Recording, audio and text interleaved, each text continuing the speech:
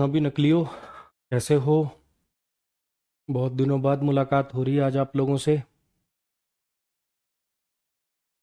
अभी 10-15 मिनट तो मुझे नहीं लगता तुम पढ़ाने दोगे, है ना? मैं शुरू करूँगा, फिर इरिटेट होऊंगा। इससे अच्छा मैं 10-15 मिनट तुम्हारी बात ही सुन लेता हूँ।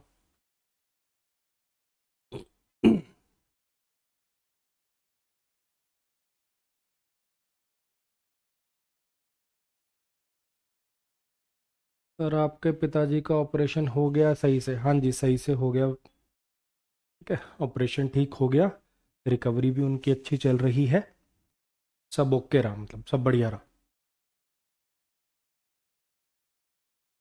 नॉर्मल चलने में तो ऑब्वियसली अभी उनको 1-1.5 महीना लगेगा। लेकिन जो ऑपरेशन के बाद जैसी रिकवरी होनी चाहिए थी, जो ऑपरेशन जैसा जाना चाहिए था, वैसे ही गया। सब कुछ बढ़िया रहा।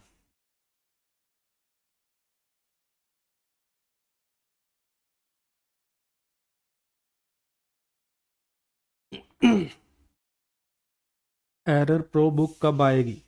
एरर प्रो बुक तब आएगी जब मुझे थोड़ा सा सांस आएगा, क्योंकि उस पर काम करना है। और अभी चल रहा है मेंस का बैच। ठीक है, तो अब मेंस भी जैसे 18 तारीख को मेंस का बैच खत्म होगा, उसके बाद थोड़ा सा सांस आएगा। ठीक, तब मैं उस पर थोड़ा काम करूंगा। उसके 2 महीने बाद, यानी लगभग टोटल 3 एक महीने कम से कम मान के चलिए, तब आएगी। वैसे आपको एरर प्रो की ज़रूरत क्यों है? आपको तो हर एक चैप्टर के साथ चैप्टर वाइज प्रैक्टिस मिल रही है ना। और जब सारे चैप्टर खत्म हो जाएंगे तब मिसलिनियस प्रैक्टिस भी मिल जाएगी। तो आप, एरर प्रो बुक में क्या होगा, चैप्टर वाइज प्रैक्टिस होगी और मिसलिनियस प्रैक्टिस होगी। वो दोनों आपको मिल तो रही है बैच के अंदर ही। तुम क्या करोगे एरर प्रो का? सर, मैं रिकॉर्डेड देखता हूँ, इंग्लिश समझ में आने लग गई। चलो जी, बहुत बढ़िया। एसएससी सीजीएल 2026 के लिए है सर? क्या 2026 के लिए? ये बैच अगर बात करो तो हाँ, 2026 के लिए है भाई।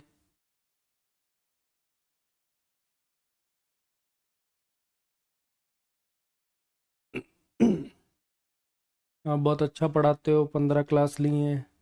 बस ऐसे ही पढ़ते रहो आगे।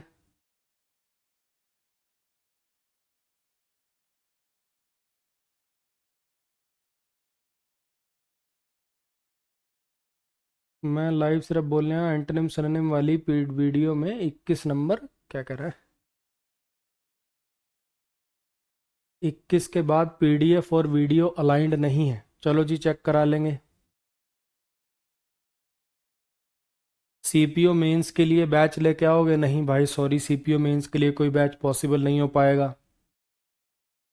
1 रुपए वाला मेंस का बैच हमें लेना चाहिए या नहीं लेना चाहिए? जरूरत नहीं है बच्चे, उसकी जितनी वीडियोस हैं वो सारे आपके इसमें बैच में वैसे ही डाल दूंगा। ठीक है।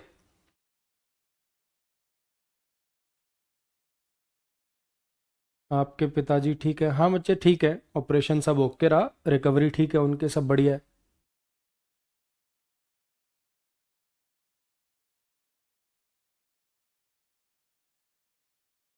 मेरे एरर डिटेक्शन में 30/50 स्कोर आ रहा है, तो बढ़िया। पहली बार में इतना ही आता है, बहुत अच्छा स्कोर है पहली बार के हिसाब से तो।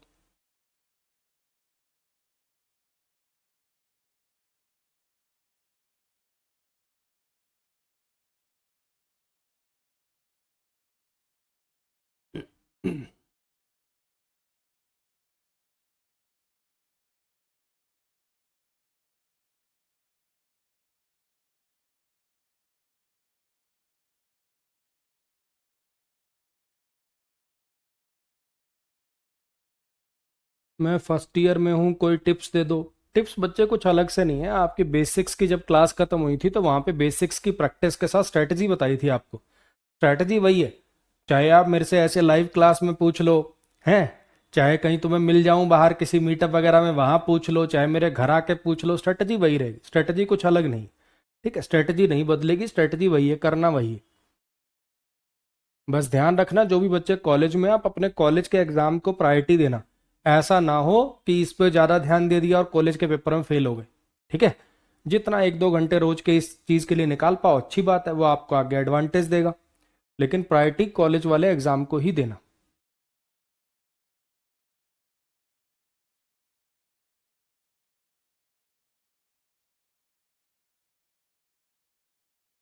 आपकी टी शर्ट अच्छी लग रही है, थैंक यू भाई।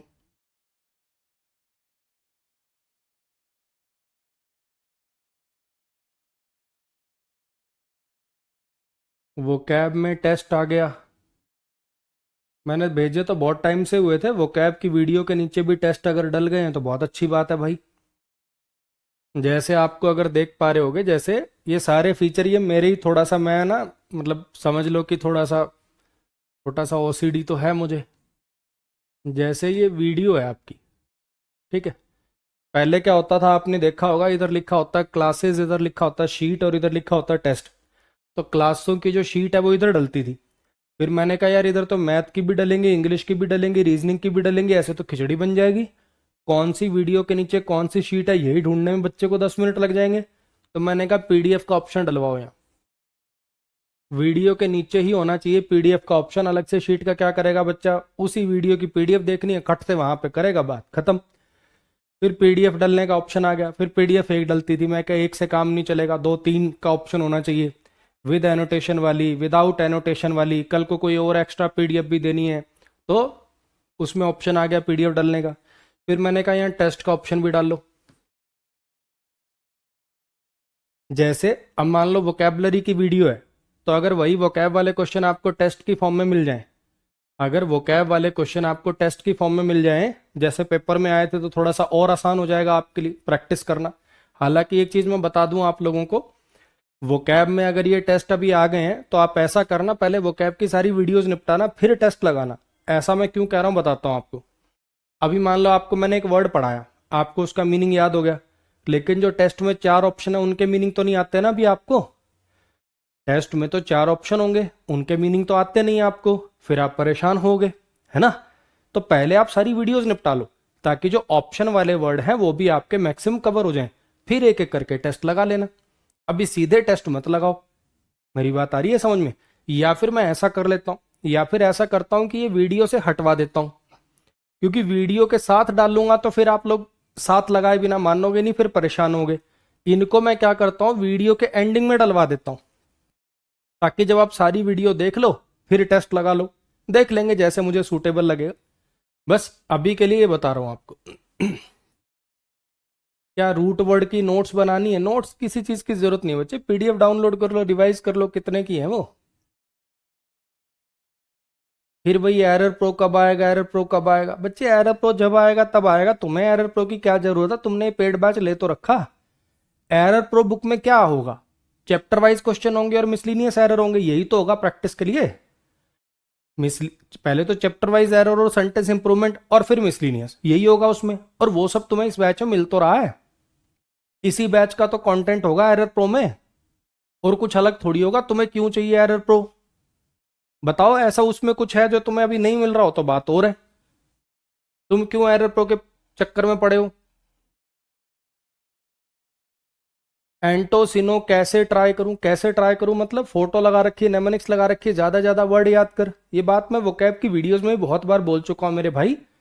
ऐसे रटने को छोड़ दो कि ये वर्ड है इसके चार एंटनिम, ये वर्ड है इसके चार सिनोनिम, ऐसे रटना छोड़ दो। ज्यादा से ज्यादा वर्ड के मीनिंग जब आपको पता होंगे तो एंटनिम सिनोनिम ऑटोमेटिकली याद हो जाएगा। जब आपको ज्यादा से ज्यादा वर्ड्स के मीनिंग पता होंगे तो एंटनिम सिनोनिम ऑटोमेटिकली ही आप मार्क कर लोगे। आप आपको कोशिश करनी है, आपको मेहनत करनी है ज्यादा से ज्यादा वर्ड्स के मीनिंग याद करने पे। एंटनिम सिनोनिम ऑटोमेटिकली मार्क हो जाते हैं।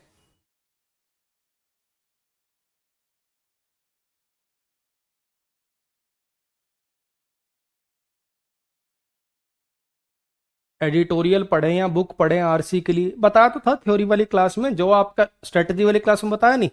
जैसा आपका लेवल है उस पर डिपेंडेंट है। अगर बिल्कुल बेसिक सेंटेंस का मीनिंग ही नहीं निकालना आता तो पहले तो पांचवी छठी की स्टोरी बुक्स पढ़नी पड़ेंगी। फिर थोड़ी इंप्रूवमेंट आएगी तो फिर न्यूज़पेपर पढ़ोगे। और अच्छा लेवल है तब जाके एडिटोरियल पे जाओगे। वो तो डिपेंड करता है आपका लेवल क्या है, क्या पढ़ोगे, ये डिपेंडेंट इस बात पे है।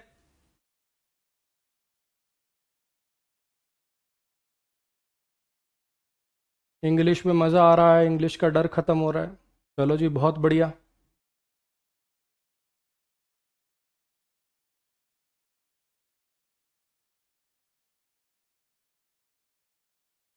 मैं रिकॉर्डेड देखता हूँ, आपकी टीचिंग बेस्ट है। थैंक यू भाई।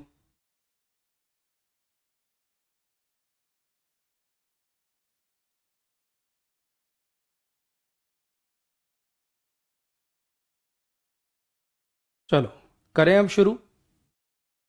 हो गए 10-15 मिनट, मुझे पक्का पता था इतने दिनों बाद क्लास होगी तो 10-15 मिनट तो तुम पढ़ाने दोगे नहीं। ठीक है, अब अगर हो गया हो तो आज की क्लास शुरू कर लूँ अब मैं?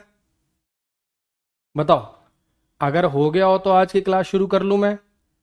एक ही बच्चा कह रहा है सर मैं वोकैबलरी भूल जाता हूं।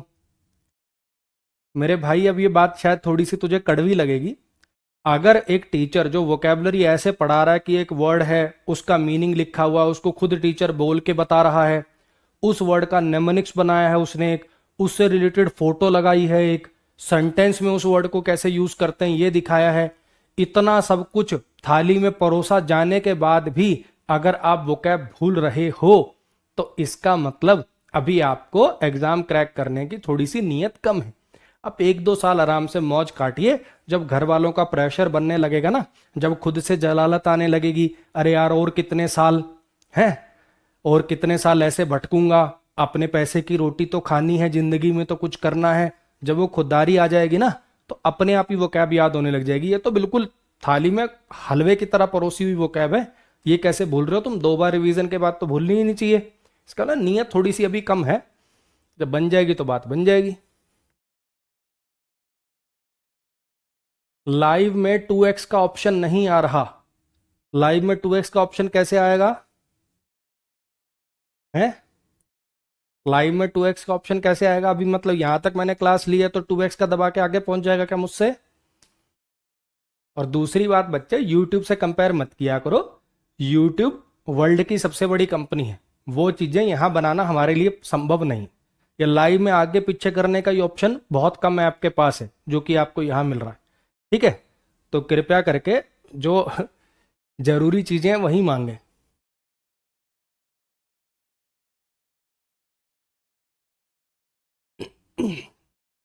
चलो अब करें शुरू। अब इधर उधर की आप कमेंट, आपका मन करे तो आप करते रहो, कोई दिक्कत नहीं है, लेकिन मैं अब रिप्लाई नहीं करूँ। ठीक है, आपकी मर्जी है, आपको ये कमेंट करने हैं जितने मर्जी करने हैं। अब ये कब तक पेपर सिलेबस पूरा हो जाएगा? बहुत जल्दी हो जाएगा, टेंशन ना ले, तेरे पेपर से पहले हो जाएगा।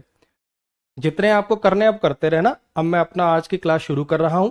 अब मैं इन कमेंट्स का आपका जवाब नहीं दूंगा, जो लेक्चर से संबंधित कोई बात होगी उसी का अब रिप्लाई मिलेगा, ये सब बातों का अब जवाब नहीं मिलेगा। आइए करते हैं शुरुआत। आज अपना चैप्टर शुरू कर रहे हैं जी अपन प्रीपोजिशन। ठीक है, अब प्रीपोजिशन पे ना बहुत अलग अलग टाइप के सवाल आते हैं। ठीक, जैसे प्रीपोजिशन पे एक सवाल तो ये आता है, कुछ ऐसी वर्ब हैं जिनके साथ प्रीपोजिशन नहीं लगानी है आपको, और कुछ ऐसी वर्ब होती हैं जिनके साथ आपको प्रीपोजिशन लगानी है। ठीक, एक तो ये वाले फंडे के ऊपर सवाल आते हैं।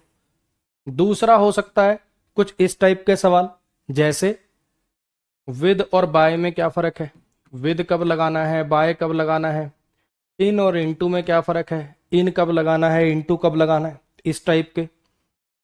और जैसे एक ही वर्ब के साथ अलग अलग प्रीपोजिशन लगाने से क्या क्या उसके मीनिंग में डिफरेंसेस आते हैं, कौन सी कब लगानी है, कंप्लेन के साथ ऑफ कब आएगा, कंप्लेन के साथ अगेंस्ट कब आएगा, कंप्लेन के साथ अबाउट कब आएगा, इस टाइप की चीजें। एक होती है जी फिक्स प्रीपोजिशन, जैसे एडिक्टेड के साथ टू आता है, कस्टम्ड के साथ टू आता है, इस टाइप वाले सवाल। एक कुछ और मिसलिनियस कॉन्सेप्ट्स, कुछ और मिसलिनियस कॉन्सेप्ट्स। ठीक है, तो इस टाइप के कुछ सवाल आपको प्रीपोजिशन चैप्टर पे देखने को मिलेंगे। ठीक है जी, तो आज अपन शुरुआत कर रहे हैं ये वाले पोर्शन से कि कुछ वर्ब होती हैं जिनके साथ प्रीपोजिशन नहीं लगानी है। इस वाले पोर्शन से अपन शुरुआत कर रहे हैं। ठीक है जी, इनमें मैं आपको बताऊंगा, किस टाइप के सवाल आते हैं, कौन सी वाली चीज में आपके भी थोड़े से एफर्ट्स लगेंगे, किसमें सारा आपको यहीं से मोर देन सफिशिएंट रहेगा। आइए शुरुआत करते हैं। अब रूल तो है जी ये वाला, रूल है जी ये वाला, don't use prepositions after these verbs. In verbs के बाद प्रीपोजिशन का यूज मत किया करो। क्यों मत किया करो? क्योंकि ये सारी की सारी वर्ब ट्रांजिटिव है, इनको ऑब्जेक्ट मिलना चाहिए। मैं आपको ये दिखाने से पहले एक सेंटेंस करा कर दिखाता हूं ताकि आपको ये बात समझ में आए। अगर आपको याद हो तो कुछ ऐसा ही सेंटेंस मैंने जब आपका मैंने बैच शुरू ही किया था, जब आपका मैंने बैच शुरू ही किया था, तब मैंने पहली क्लास में शायद ऐसा सेंटेंस लिया होगा और मैंने कहा था कि ऐसे करके पढ़ा करेंगे हम लॉजिकली। और उस दिन मैंने कहा था वो सिर्फ ट्रेलर है, ये चीज घूम के वापस आएगी और प्रीपोजिशन चैप्टर में आपको पढ़ाऊंगा। कुछ याद आ रहा है कि डिस्कस के साथ अबाउट नहीं आता, रटने की बजाय मैंने कहा था इसके पीछे का लॉजिक ये है। अगर आप इस सेंटेंस को देख रहे हो, मुझे एक बात बताओ, क्या ये सेंटेंस यहां खत्म हो सकता है? We should discuss, we should discuss, क्या ये सेंटेंस यहां खत्म हो सकता है? अरे कुछ तो लिखोगे ना। We should discuss this issue, we should discuss this problem, we should discuss the matter. अरे डिस्कस वर्ब को तो ऑब्जेक्ट चाहिए, डिस्कस वर्ब ट्रांजिटिव है, इसको ऑब्जेक्ट चाहिए, हाँ कि ना? तो अगर आप ऐसे लिख दोगे डिस्कस के साथ अबाउट, तो अबाउट तो प्रीपोजिशन है, फिर तो ये तो इसका ऑब्जेक्ट बन जाएगा। मेरी बात आ रही है समझ में? मैं ये कहना चाह रहा हूं कि वी सब्जेक्ट है, शुड हेल्पिंग वर्ब है, डिस्कस मेन वर्ब है। अगर आप इसको ऐसा लिख दोगे, ये आगे का तो सिर्फ सेंटेंस की लंबाई बढ़ाने के लिए लिखा है। मीटिंग इस प्रीपोजिशन का ऑब्जेक्ट हो गया, ये नेक्स्ट एडजेक्टिव हो गया और आर भी एडजेक्टिव हो गया। ये आपका पजेसिव एडजेक्टिव है और ये आपका ऑर्डिनल है नेक्स्ट, अगर आपको याद हो तो। कार्डिनल ऑर्डिनल अगर आपको याद है तो, हाँ कि ना? तो वी शुड डिस्कस, हमें डिस्कस करना चाहिए इस इशू को, हमें डिस्कस करना चाहिए इस इशू को हमारी अगली मीटिंग, हमें डिस्कस करना चाहिए इस इशू को हमारी अगली मीटिंग। ये सेंटेंस का मतलब है। अब मैं आपको ये कह रहा हूं, एक तो बुक्स में क्या तरीका दिया होता है या ज्यादातर कैसे पढ़ाया जाता है कि रट लो, डिस्कस के साथ अबाउट नहीं आता, डिस्कस के साथ अबाउट नहीं आता। और रटाने के लिए क्या बोलते हैं कि डिस्कस का मतलब ही होता है टॉक अबाउट। रटाने के लिए क्या यूज करेंगे कि डिस्कस का मतलब ही होता है टॉक अबाउट, इसलिए इसमें अबाउट अंडरस्टूड होता है। एक तो हो गया ये रट्टा। दूसरा, इसकी जो लॉजिकल एक्सप्लेनेशन है, जो ग्रामेटिकल एक्सप्लेनेशन है, वो ये है भैया कि डिस्कस एक ट्रांजिटिव वर्ब है, इसको ऑब्जेक्ट चाहिए। अगर आप यहाँ पे अबाउट लिख दोगे तो ये ऑब्जेक्ट तो अबाउट का प्रीपोजिशन का हो जाएगा, तो इसको तो ऑब्जेक्ट मिलेगा नहीं, गलत हो जाएगा, हाँ कि ना? तो आपको क्या करना पड़ेगा, इस अबाउट प्रीपोजिशन को हटाना पड़ेगा ताकि ये जो ऑब्जेक्ट है ये मिले इस डिस्कस वर्ब को। ये इसके पीछे का लॉजिक था जी। आई मेरी बात समझ में? यही इन सब वर्ब्स के पीछे का लॉजिक है कि ये सारी की सारी वर्ब ऐसी हैं जो कि ट्रांजिटिव हैं, तो इनके साथ आपको जब आगे ऑब्जेक्ट लिखो तो बीच में प्रीपोजिशन मत लगाया करो। अब ये वाली वर्ब सर याद करनी पड़ेंगी, टेंशन मतलब दुनिया जहान के एग्जाम्पल करा दूं, इनमें से मैक्सिमम वर्ब तो आपकी एग्जाम्पल के थ्रू ही कवर हो जाएंगी, फिर भी एक बार थोड़ा सा नजर मार लेना, ठीक है? ये जितनी वर्ब हैं ये सारी की सारी ऐसी वर्ब हैं जो भैया ट्रांजिटिव हैं। इनके बाद जब आगे आप नाउन लिखोगे तो ऑब्जेक्ट बनाने के लिए जब आप नाउन लिखोगे तो बीच में प्रीपोजिशन मत लिखा करो, ठीक है? कॉन्सेप्ट आपको समझ में आ गया? कॉन्सेप्ट आपको समझ में आ गया? तो आप एक काम करो, पहले आप ट्राई करो। बिल्कुल इजी है, सब में कॉन्सेप्ट सेम ही यूज हो रहा है। जहां पे कुछ नया होगा मैं बताऊंगा, सब में कॉन्सेप्ट सेम ही यूज हो रहा है। जहां पे भी कुछ नया होगा मैं बताऊंगा। करिए ट्राई एक बार, पहले आप ट्राई करिए फिर मैं कराता हूं।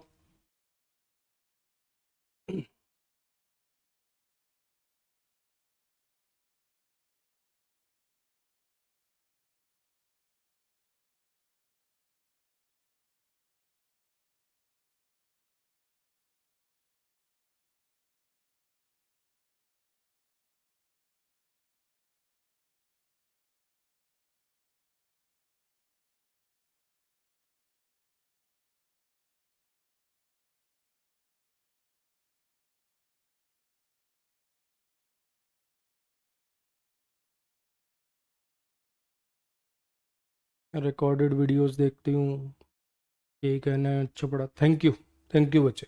आओ पढ़ो अब इसको, पहले आप इनको खुद अटेम्प्ट करिए फिर मैं कराता हूँ।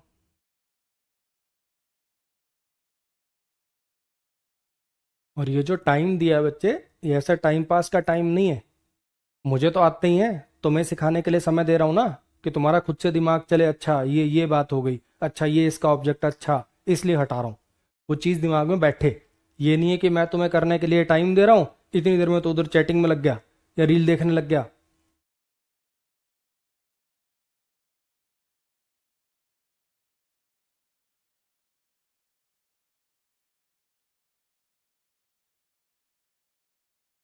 हाँ जी। They can't resist to the temptation of watching that movie. Resist का मतलब होता है रोक पाना, है ना? दे कांट रजिस्ट, वो खुद को रोक नहीं पाए। दे कांट रजिस्ट मतलब खुद को नहीं, वो रोक नहीं पाए किस चीज को, वो उस तलब को रोक नहीं पाए। उस मूवी को देखने की जो तलब थी, जो टेम्पटेशन थी, जो ललक थी, उसको वो रजिस्ट नहीं कर पाए, रोक नहीं पाए। ठीक है। अब मान लो कोई मूवी थी, सारी दुनिया उसकी तारीफ करे जा रही है, उनके बच्चों के पेपर आ रहे हैं, लेकिन फिर भी वो रोक नहीं पाए उस तलब को, वो उस टेम्पटेशन को कंट्रोल नहीं कर पाए। तो यहां पे आपका दे सब्जेक्ट हो गया, कैन हेल्पिंग वर्ब है, नॉट इसके अंदर एडवर्ब है, रजिस्ट मेन वर्ब है। मुझे बताओ क्या ये सेंटेंस यहां पे खत्म हो सकता है? दे कैन नॉट रजिस्ट, अरे क्या resist what? They can not resist what, क्या? They can not resist their anger, they can not resist their feelings, अरे कुछ तो लिखेगा, क्या रजिस्ट नहीं कर पाए? तो ये जो आगे वर्ड आपने लिखा, ये ऑब्जेक्ट बनेगा। ऑब्जेक्ट बनेगा किसका? इस वर्ब का। तो आपको इस प्रीपोजिशन को ड्रॉप करना पड़ेगा, वरना तो ये प्रीपोजिशन का ऑब्जेक्ट बन जाता। आगे ये ऑफ प्रीपोजिशन है, इसको तोड़ के दिखाना, ये कैसे तोड़ा आपने, इसको बताना कैसे तोड़ा आपने। ये क्या है? ये जिरंड प्लस में जिरंड का ऑब्जेक्ट है, ये जिरंड प्लस में ऑब्जेक्ट ऑफ जिरंड है, कि ये प्रेजेंट पार्टिसिपल प्लस में नाउन है? हाँ जी, दोनों में से कौन सा है ये जिरंड प्लस जिरंड का ऑब्जेक्ट है कि प्रेजेंट पार्टिसिपल प्लस में नाउन है? कौन सा कॉम्बिनेशन है ये?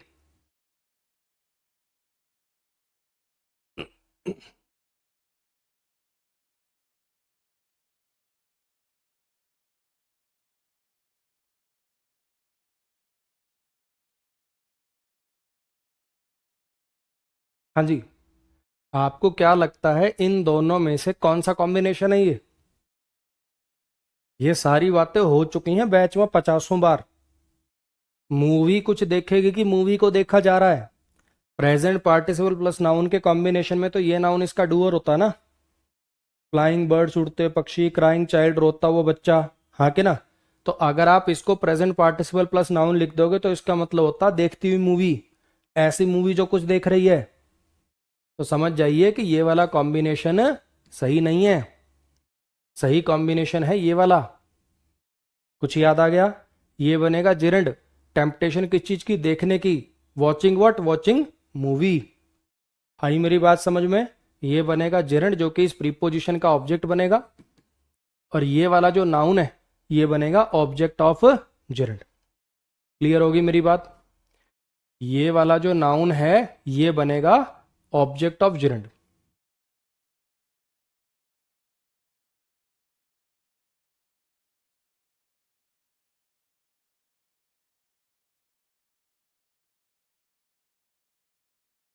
Mohan resembles with his father a lot, Mohan अपने पिताजी को बहुत रिजेंबल करता है, मतलब अपने पिताजी के जैसा दिखता है। रिजेंबल का मतलब होता है किसी के जैसा दिखना। तो यहाँ पे मोहन सब्जेक्ट हो गया, रिजेंबल्स वर्ब हो गया। अब फिर वही बात, मोहन रिजेंबल्स हुम, किसके जैसा दिखता है? रिजेंबल वर्ब को तो ऑब्जेक्ट चाहिए, तो वर्ब ट्रांजिटिव है। तो फिर आपको क्या करना पड़ेगा, इस विद प्रीपोजिशन को ड्रॉप करना पड़ेगा, ताकि ये जो फादर नाउन है ये ऑब्जेक्ट बन जाए इस वर्ब का। बोलो जी, आई बात समझ में? ताकि ये जो फादर नाउन है ये ऑब्जेक्ट बने इस वर्ब का, ना कि प्रीपोजिशन का। If you come late I will inform to your parents, फिर से वही बात, इन्फॉर्म वर्ब का ऑब्जेक्ट चाहिए ना, इन्फॉर्म वर्ब का ऑब्जेक्ट चाहिए। किसको इन्फॉर्म करोगे? आई will inform, I will inform her, I will inform your parents, I will inform Mohan. अरे किसको इन्फॉर्म करोगे बताना जरूरी है, ट्रांजिटिव वर्ब है। अगर प्रीपोजिशन डाल दोगे तो ऑब्जेक्ट प्रीपोजिशन ले जाएगी, इसलिए इसको ड्रॉप कर रहे हैं। तो ये जितनी जो वर्ब हैं जिनका आपको रूल पढ़ाया जाता है कि इनके बाद प्रीपोजिशन का यूज ना करें, क्यों ना करें भैया? इसलिए ना करें। आई मेरी बात समझ में? क्योंकि ये सारी की सारी वर्ब ट्रांजिटिव हैं। अगर आप आगे लिखे गए ऑब्जेक्ट के बीच में प्रीपोजिशन डाल दिया आपने तो ये ऑब्जेक्ट प्रीपोजिशन का हो जाएगा, और जबकि ये वर्ब ट्रांजिटिव थी इसको ऑब्जेक्ट चाहिए था। ये इसके पीछे का लॉजिक था। चलो जी, इसको करके दिखाओ आप जरा।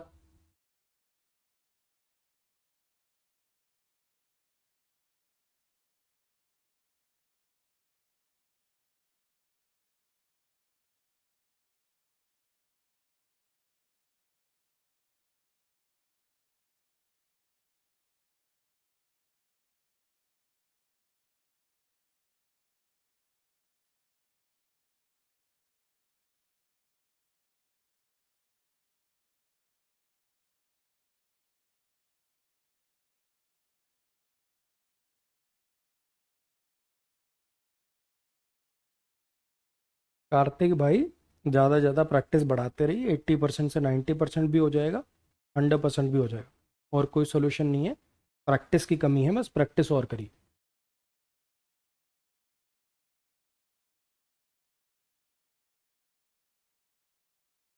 पदम यादव भाई, ये कोई पार्टी की रैली थोड़ी हो रही है, क्लास चल रही है यार। क्लास में पढ़ना हो तो पढ़ ले।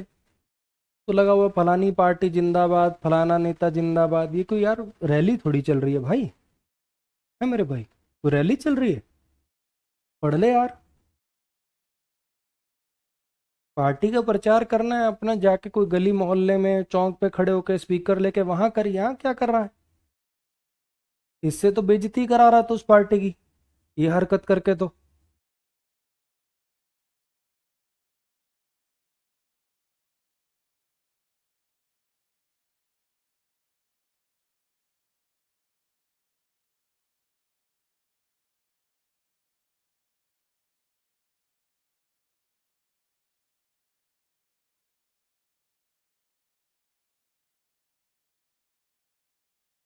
हाँ जी, करें शुरू।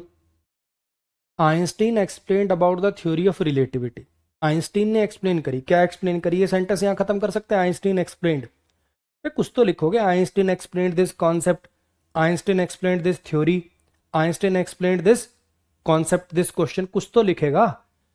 अगर यहीं पे खत्म कर देगा, मतलब अगर एक्सप्लेन वर्ब का ऑब्जेक्ट नहीं दे रहा तो गड़बड़ हो रही है ना, और वही काम अबाउट लिखने से हो रहा है।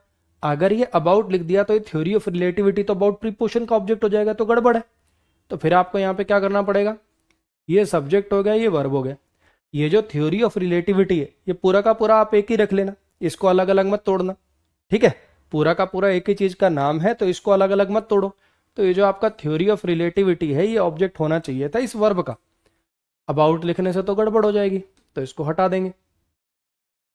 ही entered into the office without making any sound. अगर आपको याद हो तो मैंने आपको 3 वर्ब लिखवाई थी। एंटर था, विजिट था, रीच था। मैंने कहा था आपको बोलने सुनने में ऐसा लगेगा कि आगे का नाउन वेयर का रिप्लाई दे रहा है ना? लेकिन ये तीनों वर्ब ट्रांजिटिव होती हैं, आपको याद करना पड़ेगा। ऐसी बात पहले अपने बैच में हो चुकी। ये सब्जेक्ट है, वर्ब है, और ये एंटर वर्ब, रीच वर्ब और विजिट, ये एक ट्रांजिटिव वर्ब है, तो इसको आगे लिखा गया नाउन ऑब्जेक्ट के रूप में आपको देना पड़ेगा। क्लियर हुई इतनी बात? विदाउट मेकिंग एनी साउंड को कैसे तोड़ेंगे? विदाउट मेकिंग एनी साउंड को कैसे तोड़ेंगे? साउंड कुछ मेक कर रही है कि साउंड को मेक किया जा रहा है? तो ये बनेगा जी आपका जिरंड, और ये बनेगा आपका ऑब्जेक्ट ऑफ जिरंड। ये नाउन है और ये प्रीपोजिशन के ऑब्जेक्ट की तरह से काम कर रहा, making. Sheetal entered into an argument with his boss. His boss नहीं, यहाँ पे वैसे हर बॉस होना चाहिए था, अगर वो शीतल का ही बॉस है तो। ठीक है, इसको मैं चेंज कर दूंगा, ठीक है, इसको मैं चेंज कर दूंगा। तो शीतल की बहस हो गई, शीतल की बहस हो गई। अगर किसी और का बॉस है, शीतल के भाई का बॉस है, तो हिज बॉस भी हो सकता है, लेकिन उस पंगे में पड़ेंगे नहीं अपन, हर बॉस कर देंगे हम। तो Sheetal entered into an argument with her boss. Sheetal जो है उसकी आर्ग्यूमेंट हो गई उसकी बॉस के साथ। अब ये वाला जो सेंटेंस है, ये वाला जो सेंटेंस है, यहाँ पे एंटर के साथ इनटू आने में कोई दिक्कत नहीं, ये वाला सेंटेंस नो एरर है। इस हिज को काट के हर मैं कर दूंगा, डोंट वरी। मैं कह रहा हूं कि ये सेंटेंस नो एरर है। ऐसा क्यों? ऐसा इसलिए बच्चे, क्योंकि एंटर जो होती है वो ट्रांजिटिव वर्ब तब होती है जब उसका मतलब हो किसी चीज के अंदर जाना। एक एंटर इनटू नाम से एक फ्रेजल वर्ब भी होती है, एक एंटर इनटू नाम से फ्रेजल वर्ब भी होती है, जिसका मतलब होता है किसी चीज में इन्वॉल्व हो जाना। ठीक है, get involve in something. Enter into नाम से एक फ्रेजल वर्ब होती है जिसका मतलब होता है किसी चीज में इन्वॉल्व हो जाना। Enter into a fight, enter into a relationship, enter into an argument, किसी चीज में इन्वॉल्व हो जाना। तब एंटर इनटू फ्रेजल वर्ब सही हो जाती है जब इसका मतलब हो किसी चीज में इन्वॉल्व हो जाना। ठीक है, एंटर इनटू एक फ्रेजल वर्ब होती है जिसका मतलब होता है गेट इन्वॉल्व इन समथिंग, किसी चीज में इन्वॉल्व हो जाना। एंटर इनटू एक फ्रेजल वर्ब होती है जिसका मतलब होता है गेट इन्वॉल्व इन समथिंग। अगर ये वाला मतलब है, अगर ये वाला मतलब है किसी चीज में इन्वॉल्व हो जाना, enter into a fight, enter into an argument, enter into a relationship, तब एंटर के साथ इनटू लगाना सही हो जाएगा। आई मेरी बात समझ में? अब ये कि बच्चे ने देखो भांग खा ली ना, ये कह रहा है टेंस कब कराओगे। इसको ये नहीं पता टेंस के बाद तो एक चैप्टर और हो चुका है ना, शायद 2 भी हो गए हों। बच्चे सुबह सुबह ऐसे भांग खाना अच्छी बात थोड़ी है। मुंह हाथ धो, अपना कॉफ़ी वॉफ़ी पी। बैच के अंदर सीक्वेंस से तेरे सारे के सारे चैप्टर लगे हुए हैं, उनको भी पढ़ना नहीं आ रहा है क्या तुझे? फिर तुम कहोगे इरिटेट होता है, गुस्सा होता है, ऐसे बेइज्जती क्यों करता है हमारी। तू बता, तू मेरी जगह होता और तू मैं ऐसी हरकत करूं, कितना गुस्सा आएगा तुझे? कि तेरे को ऐसे सीक्वेंस में क्लास लगी हुई है, हर एक के टाइटल लगे हुए हैं, तेरे से वो भी नहीं पढ़े जा रहे? कितना खत्म है भाई। Police haven't controlled over the mob even after 7 years, 7 hours। Police जो है वो कंट्रोल नहीं कर पाई मॉब पे। पुलिस जो है वो कंट्रोल नहीं कर पाई मॉब को 7 घंटे बाद। पुलिस ने कंट्रोल नहीं किया मॉब को 7 घंटे बाद में। ठीक है। अब ये कंट्रोल वर्ब भी ट्रांजिटिव होती है। I can not control my anger, I can not control her, I can not control my emotion. Control verb तो ट्रांजिटिव होती है। कंट्रोल वर्ब तो ट्रांजिटिव होती है, तो ये ओवर आपको हटाना पड़ेगा, हाँ कि ना। ये सब्जेक्ट है, ये हेल्पिंग वर्ब है, नॉट एडवर्ब है, ये मेन वर्ब है, और ये मॉब जो है ये ऑब्जेक्ट होना चाहिए था कंट्रोल वर्ब का। तो आपको ये जो ओवर है ये ड्रॉप करना चाहिए था। बोलो जी, क्लियर हो गई इतनी बात? अभी पीछे वाला जो ये वाला वर्ड था, यहाँ पे मैंने आपको कहा, ये वाले सेंटेंस के अंदर मैंने आपको कहा कि कंट्रोल का ऑब्जेक्ट मॉब होना चाहिए, इसलिए ओवर को हटा दी। ठीक है, मैंने कहा कि कंट्रोल के साथ ओवर यहाँ पर नहीं आएगा। अब ये वाला जो सेंटेंस है, ये वाला जो सेंटेंस है, इसमें भी कंट्रोल के साथ ओवर लिखा हुआ है। और ये सेंटेंस मैं आपको पहले ही जवाब बता रहा हूं कि ये नो एरर है, यहां पर कंट्रोल के साथ ओवर में कोई दिक्कत नहीं। यहां कंट्रोल के साथ ओवर में कोई दिक्कत नहीं है। अब आप मुझे सोच के बताओ ऐसा क्यों। आपने देखा, देखो पहले मैंने आपको सिंपल वाले सवाल कराए कि ये वर्ब है, ये ट्रांजिटिव है, इसको ऑब्जेक्ट चाहिए, प्रीपोजिशन हटा दो। ठीक है। फिर मैंने आपको एक एग्जाम्पल ऐसा कराया। अब मैं आपको कुछ कुछ ऐसी जगहें भी बताऊंगा जहां पे आप थोड़े से पजल हो गए। जैसे आप यहां पजल हो सकते हो, मान लो आपने रट लिया कि एंटर के साथ इनटू नहीं आएगा और यहां पे आ गया, तो कुछ लॉजिक है ना उसके पीछे। एंटर का मतलब जब हो किसी चीज के अंदर जाना, तब एंटर के साथ इनटू नहीं आता, लेकिन किसी चीज में इन्वॉल्व हो जाना, enter into a fight, enter into a relationship, enter into an argument, तब एंटर इनटू सही हो जाता है। ऐसे ही कुछ लोचा यहां पे भी है। इस सेंटेंस में मैं कह रहा हूं कि कंट्रोल के साथ ओवर नहीं आएगा, लेकिन इस सेंटेंस में मैं कह रहा हूं कि आ जाएगा।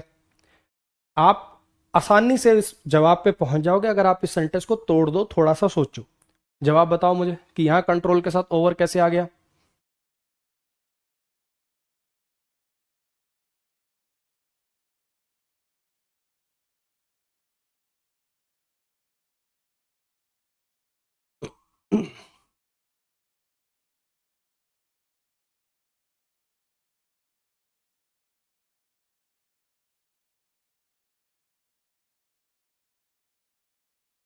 चलो एक हिंट आपके लिए और दे देता हूं। यहां पे अटैक के साथ ऑन नहीं आएगा, यहां पे अटैक के साथ ऑन नहीं आएगा। सेम वही लॉजिक, कुछ अननोन आदमियों ने अटैक कर दिया किनके ऊपर? ट्रेवलर्स के ऊपर। ही अटैक्ड मी, दे अटैक्ड हिम, है ना। अटैक भी ट्रांजिटिव वर्ब होती है, अटैक भी ट्रांजिटिव वर्ब होती है। सब्जेक्ट हो गया, ये वर्ब हो गया, और ये ऑब्जेक्ट है। अब ये ऑब्जेक्ट इस वर्ब को मिलना चाहिए था, इसलिए प्रीपोजिशन मैंने हटा दी। लेकिन यहां पे अटैक के बाद ऑन सही है, ये नो एरर है। वही सेम लॉजिक है ये वाला। जैसे पिछले सेंटेंस में कंट्रोल के साथ ओवर नहीं आया था, यहां पे आ गया। इसमें अटैक के साथ ऑन नहीं आया था, लेकिन यहां आ सकता है। सेम लॉजिक है। दोबारा सोचो, जो लॉजिक इसमें यूज हो रहा है वही लॉजिक इसमें यूज हो रहा है। ट्राई करो।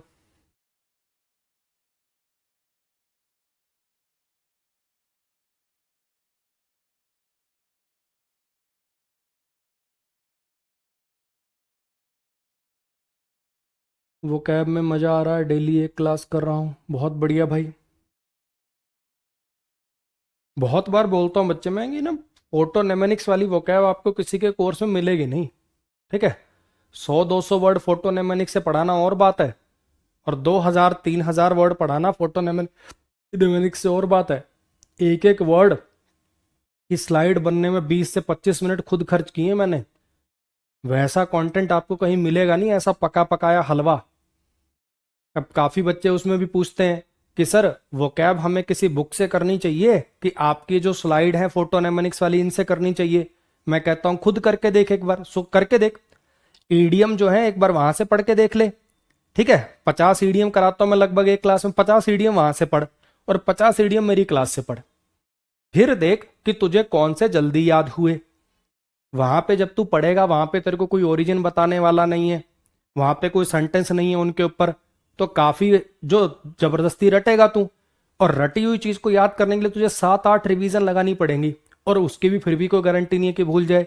और यहाँ पे तेरे को ओरिजिन से बता रखी है सारी चीजें, अच्छा ये इडियम क्यों बना, इसके पीछे का मीनिंग क्या था, वो तेरे को एक या मैक्सिमम 2 बार के अंदर याद हो जाएगा तुझे। तो तू देख ना कॉस्ट टू आउटपुट रेशो किस में आ रहा है।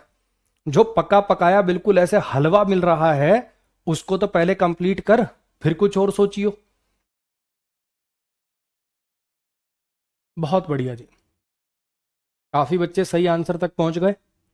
ये जो कंट्रोल शब्द यहाँ पे लिखा हुआ है, ये जो कंट्रोल शब्द यहाँ पे लिखा हुआ था, अब काफियों ने तो देखो रट्टे वाला दिमाग लगाया, यहाँ फ्रेजल वर्ब के बेस पे हुआ है तो यहाँ भी फ्रेजल वर्ब कह देता हूं, है ना। अरे ये नो नहीं दिख रहा तुझे, है ये नो नहीं दिख रहा। और दूसरे तेरे दिमाग ने ये नहीं पूछा कि हैव के बाद V3 क्यों नहीं आया। तो ये सारी बातें आपको चीख चीख के बता रही थी। पहली बात तो अगर अगर तुम इसको वर्ब मान रहे हो, अगर तुम इसको वर्ब मान रहे हो तो हैव के बाद तो V3 आती है। और दूसरी बात, अगर ये वर्ब होता तो यहाँ नो थोड़ी लिखा होता, नो तो एडजेक्टिव होता है, नॉट एडवर्ब होता है। अगर ये वर्ब होता तो यहाँ पे नॉट लिखा होता।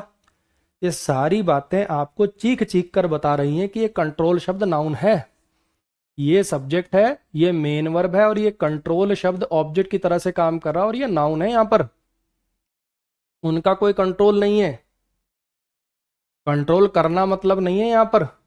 ये कंट्रोल शब्द यहाँ पर नाउन है, नाउन। आ रही है मेरी बात समझ में।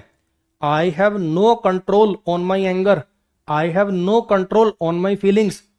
तो क्या कर रहे हो, ये कंट्रोल शब्द का यहाँ पर नाउन की तरह से यूज में ले रहे हो। अब मुझे एक बात बताओ, अगर ये नाउन है और आगे आप एक और नाउन लिखना चाह रहे हो चिल्ड्रन, तो दो नाउन तो इकट्ठे लिख नहीं पाओगे। इन दो नाउन का आपस में रिलेशन एस्टेब्लिश करने, कंट्रोल इनके ऊपर, तो यहाँ तो प्रीपोजिशन आएगी आएगी। यहाँ पे क्या दिक्कत है, ये प्रीपोजिशन है और ये इस प्रीपोजिशन का ऑब्जेक्ट बन जाएगा। समझ में आया। सेम ऐसे ही कुछ टेररिस्ट अरेस्ट हो गए कल, जो प्लान कर रहे थे एक अटैक लाल किला पे। अब यहाँ पे आप देख पा रहे हो ये हु रिलेटिव प्रोनाउन है। हु एक रिलेटिव प्रोनाउन है जो क्या काम कर रहा है, सब्जेक्ट प्लस में कंजंक्शन बनने का काम कर रहा है। ये वर हो गई आपकी हेल्पिंग वर्ब, प्लानिंग हो गया मेन वर्ब। क्या प्लान कर रहे थे, एक अटैक प्लान कर रहे थे, तो ये अटैक क्या बन गया जी, ऑब्जेक्ट बन गया, है कि ना, नाउन बन गया। प्लान वर्ब का ऑब्जेक्ट बन रहा है, ए एन आर्टिकल लगा हुआ है। ये सारी बातें आपको चीख चीख के बता रही हैं कि नहीं, ये सारी बातें आपको चीख चीख के बता रही है ना कि अटैक शब्द नाउन है। और एक नाउन के बाद जब दूसरा नाउन लिखना चाह रहे हो तो दोनों का रिलेशन एस्टेब्लिश करने के लिए अब तो प्रीपोजिशन आएगी, इसमें क्या दिक्कत है। ये प्रीपोजिशन है और ये इस प्रीपोजिशन का ऑब्जेक्ट है। बोलो भाई, कुछ दिमाग की बत्ती जली क्या। ये सेंटेंसेस मुझे इसलिए कराने पड़ते हैं क्योंकि अगर आपको भी मैं बाकियों की तरह रटा के करा देता, अटैक के साथ ऑन का प्रयोग नहीं होता, तो यहां आके तुम माथा पीटते, है ना। इसलिए मुझे बताना पड़ता है कि इसमें क्यों ऑन नहीं लगा और इसमें क्यों ऑन लग सकता है। रट के चीजें करने से जैसी सेंटेंस थोड़ा सा भी ट्वीक होगा आप परेशान हो जाओगे। ठीक है, इसलिए मुझे पढ़ाने का तरीका अपना ऐसा बनाना पड़ा। हाँ जी, इनको करके दिखाओ अब जरा। सेम टाइप के सेंटेंसेस हैं, सेम टाइप के लॉजिक्स हैं। यहाँ पे स्ट्रेस के साथ ऑन नहीं आएगा, यहाँ स्ट्रेस के साथ ऑन ठीक है। यहाँ पे डिमांड के साथ फॉर नहीं आएगा, यहाँ डिमांड के साथ फॉर ठीक है। सेम टाइप के सेंटेंसेस हैं, सेम टाइप का लॉजिक है। पहले आप करिए फिर मैं करा दूं।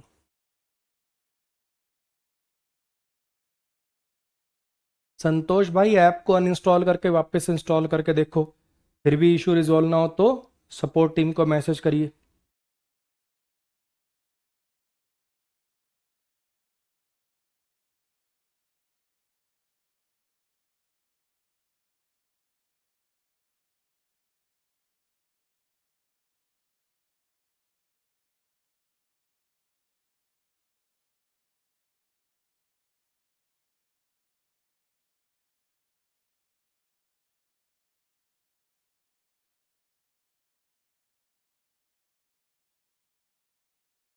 पर ग्रामर नहीं सही हो रही। ग्रामर इसलिए सही नहीं हो रही मोहित कि जैसे आज मैं क्लास में पढ़ा रहा हूँ, है ना, ये तेरा कम से कम 15वां कमेंट है। तू क्लास में पढ़ता तो है नहीं, तो कमेंट पर ज़्यादा ध्यान देता है। अगर तू पहली क्लास के पहले सेंटेंस से पढ़ रहा होगा, साथ साथ प्रैक्टिस कर रहा होगा, तो तेरा भी ऐसा ही कमेंट आता बाकी बच्चों की तरह कि सर मज़ा आ गया है, सर रिकॉर्डेड देखता हूँ, आज लाइव आया हूँ ये बताने के लिए कि आप बहुत अच्छा पढ़ाते हो। तू भी वो कमेंट कर रहा होता, लेकिन तेरा ध्यान तो इन चीज़ों में ज़्यादा है। पहली क्लास के पहले सेंटेंस से अच्छे से पढ़, रिवाइज कर, प्रैक्टिस क्लास लगा हर एक चैप्टर के साथ, तब इंप्रूवमेंट आएगी। कोई शॉर्टकट नहीं है मेरे पास, कोई कैप्सूल नहीं है, कोई भभूत नहीं है कि मैं यहाँ से फेंक के मारूंगा और तेरी ग्रामर सही हो जाए। पहली क्लास के पहले सेंटेंस से ढंग से पढ़, रिवाइज कर, प्रैक्टिस कर, और कोई सॉल्यूशन नहीं है भाई।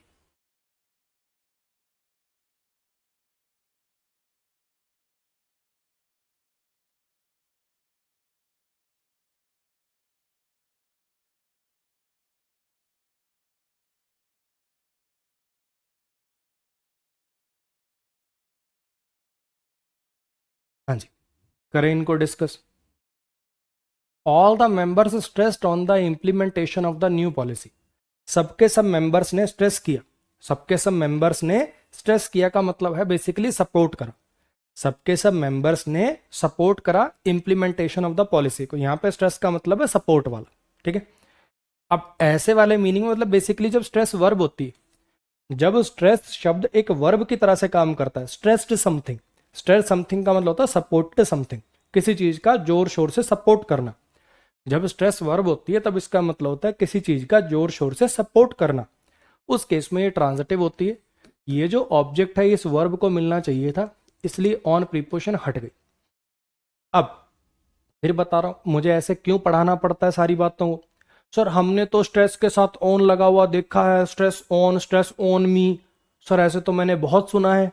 वो क्यों सुना है? वो तूने इसलिए सुना है क्योंकि यहां पे स्ट्रेस क्या बनेगा तेरा। हाँ जी, एक काम करो, इस सेंटेंस को ब्रेक करो। जिसने अभी तक इसको ब्रेक नहीं किया था, जिसने अभी तक इसको ब्रेक नहीं किया था, मैं 1 मिनट और दे रहा हूं, इस सेंटेंस को ब्रेक करो। अगर आपने इस सेंटेंस को बिल्कुल सही सही ब्रेक कर दिया तो समझ जाना कि आपके दिमाग में सारी चीजें सही बैठी हुई हैं। अगर आपसे सही ब्रेक ना हो पाए तो समझ जाना कि नोट्स रिवाइज करने का समय आ गया है, आप चीजें भूल रहे हो। करो ट्राई।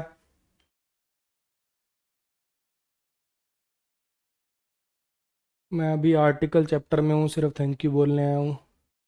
बहुत अच्छा पढ़ा था, थैंक यू आदित्य भाई, थैंक यू।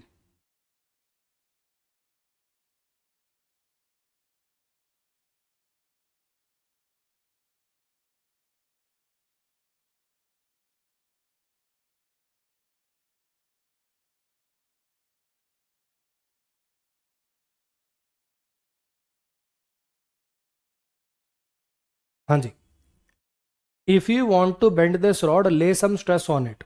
अगर तुम इस रॉड को मोड़ना चाहते हो, अगर तुम इस रॉड को मोड़ना चाहते हो तो इस पे कुछ स्ट्रेस डाल लो।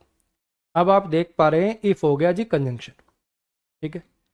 इफ हो गया आपका कंजंक्शन, यू सब्जेक्ट है, वांट वर्ब है। If you want what, if you want to bend.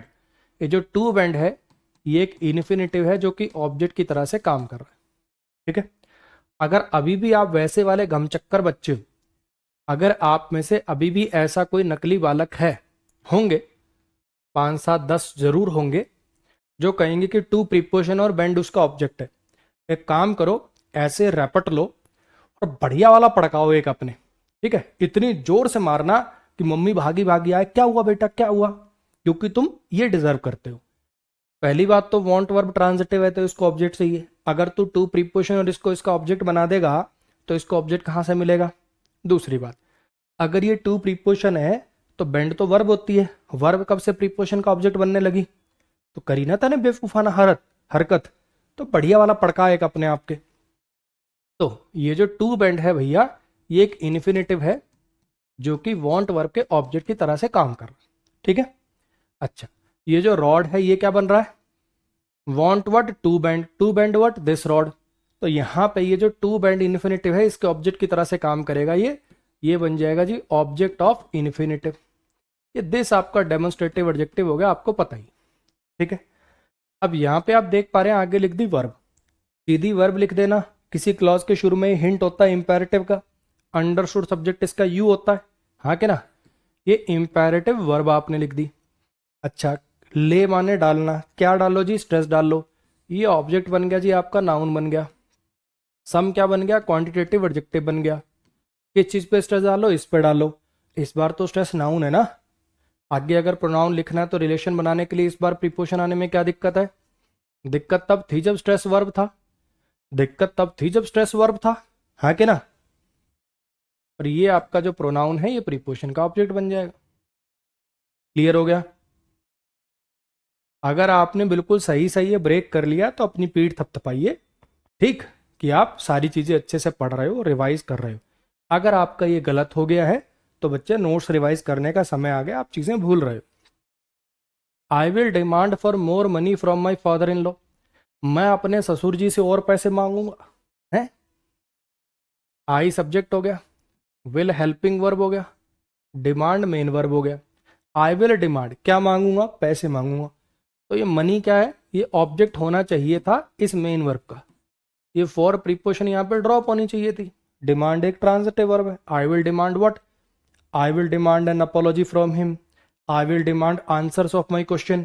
कुछ तो होना चाहिए ना, डिमांड का ऑब्जेक्ट आना चाहिए। डिमांड वर्ब ट्रांजिटिव है तो आपको ये फॉर उड़ाना पड़ेगा। लेकिन अगर इस सेंटेंस की बात करें तो यहाँ पे डिमांड के साथ फॉर ठीक हो जाएगा। क्यों ठीक हो जाएगा? ये सब्जेक्ट है, ये हेल्पिंग वर्ब है, ये नॉट आपका एडवर्ब हो गया, फुलफिल मेन वर्ब हो गया। ससुर जी क्या करें, I can't fulfil his demand for more money, मैं उसकी और पैसे की डिमांड पूरी नहीं कर सकता, हाँ क्या ना। तो फुलफिल, फुलफिल का ऑब्जेक्ट क्या हो जाएगा, ये डिमांड, नाउन बन जाएगा। अब इन मजाक की बात थी, कहीं तुम सोचो कि मैं इस चीज को बढ़ावा दे रहा हूं, हैं। दहेज लेना भीख होती, भीख। अपने आप को इस काबिल बनाइए, अपने आप को इस काबिल बनाइए कि ये भीख आपको ना लेनी पड़े, ठीक। तो हिज क्या बन गया, पॉजेसिव एडजेक्टिव बन गया। I can't fulfil his demand. अब इस बार आप देख रहे हैं तो फुलफिल वर्ब का ऑब्जेक्ट बन गया जी ये डिमांड नाउन। तो अगर ये डिमांड नाउन है, अगर ये डिमांड नाउन है तो ऑब्वियस बात है ना, अगर ये डिमांड नाउन है तो ऑब्वियस बात है ना कि ये मनी नाउन जो है बीच में कनेक्टर तो लगाना पड़ेगा, कोई रिलेशन स्टेब्लिश करने वाला वर्ड लगाना पड़ेगा, जो काम ये आपका प्रीपोजिशन करेगा। ये प्रीपोजिशन का आपका ऑब्जेक्ट हो जाएगा। मोर आपका एडजेक्टिव है, क्वांटिटेटिव एडजेक्टिव कह लीजिए। बोलो, और ये सेंटेंस आपका नो एरर हो जाएगा। ऐसे ही ये सेंटेंस आपका नो एरर हो जाएगा। अब कुछ कुछ दिमाग की बत्ती जली क्या? हाँ जी, चलो अब इन सेंटेंसेस को करके दिखा दीजिए। कुछ कुछ सेम ही कॉन्सेप्ट है, कुछ में थोड़ा सा अलग भी है। इसमें सेम कॉन्सेप्ट है, इसमें थोड़ा सा अलग है। करो ट्राई।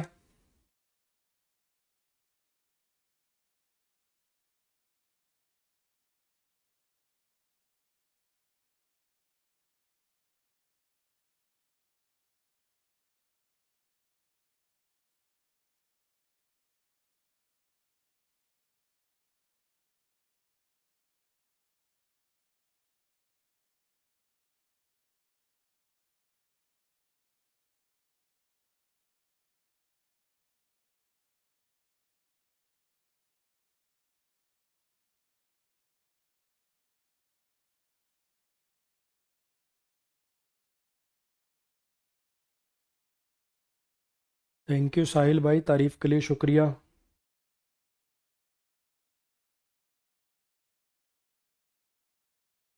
करो पहले आप इनको अपने आप ट्राई करो, फिर मैं कराता हूँ।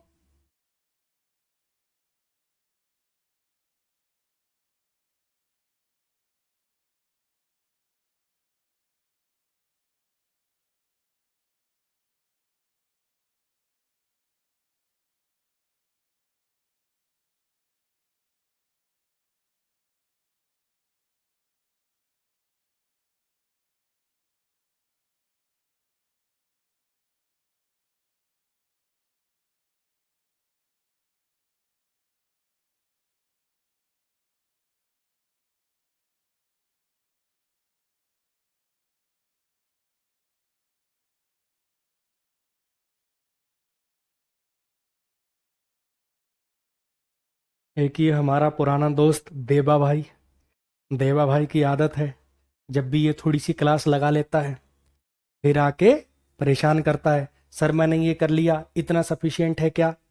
देवा भाई, जब आपके सारी क्लासेस हो जाए ना, सारी ग्रामर की, क्योंकि ऐसा तो है नहीं अब तू बता रहा मुझे वन वर्ड कर लिए मैंने, है, एंटोनिम सिनोनिम नहीं आएंगे पेपर में, ईडीएम नहीं आएंगे, फ्रेजल वर्ब नहीं आएंगी, ग्रामर नहीं आएगी, ठीक है? तो जब तेरा सारा पूरा बैच हो जाए ना, तब मेरे से इस प्रकार का सवाल करना। तेरी आदत है, 2-3 बार तू पहले भी कर चुका है, ठीक? इस बार मैं बहुत प्यार से जवाब दे रहा हूँ तुझे, अगली बार ये प्यार नहीं सुनने को मिलेगा, ये हरकतें छोड़ दे। पूरा बैच जिस दिन तेरा हो जाए उस दिन मेरे साथ ये बातें करना। आओ जरा। I must order for a cup of tea as I am really tired. मुझे एक चाय का कप ऑर्डर कर देना चाहिए यार, मुझे एक चाय का कप ऑर्डर कर देना चाहिए क्योंकि मैं बहुत थका हुआ हूँ। अब आई मस्ट ऑर्डर, ऑर्डर क्या? A cup of tea. I must order, order क्या? A cup of T.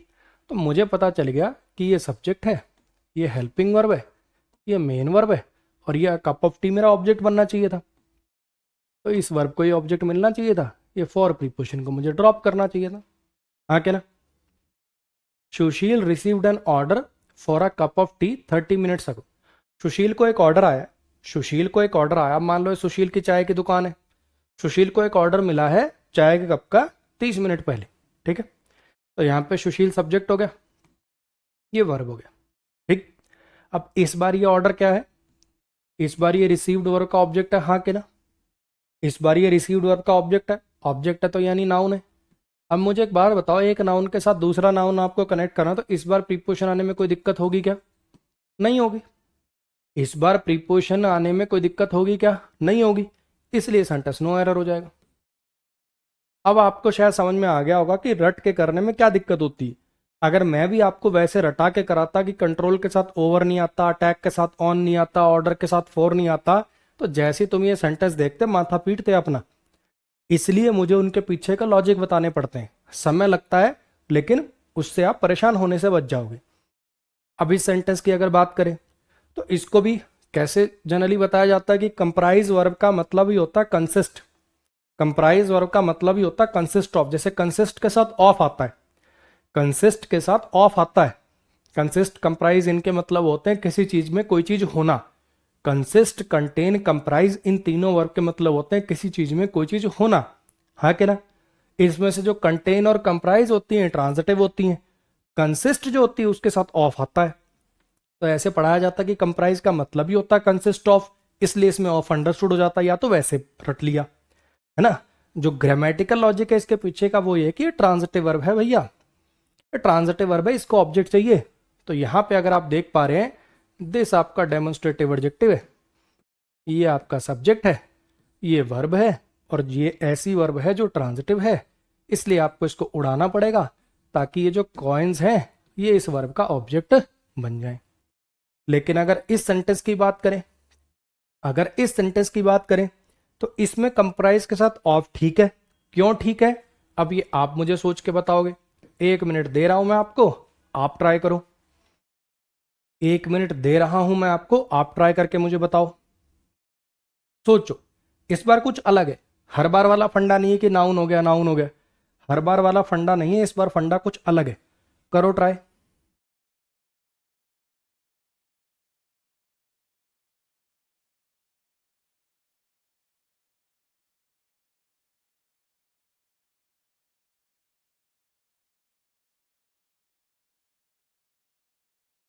Thank you Debojit भाई, तारीफ के लिए शुक्रिया।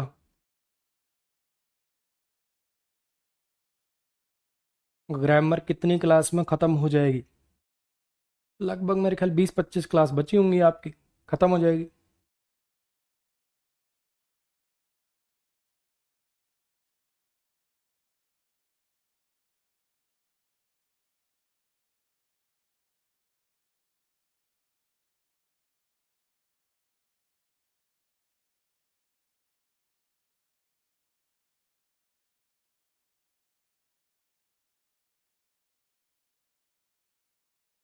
Thank you Shreya Pandey ji.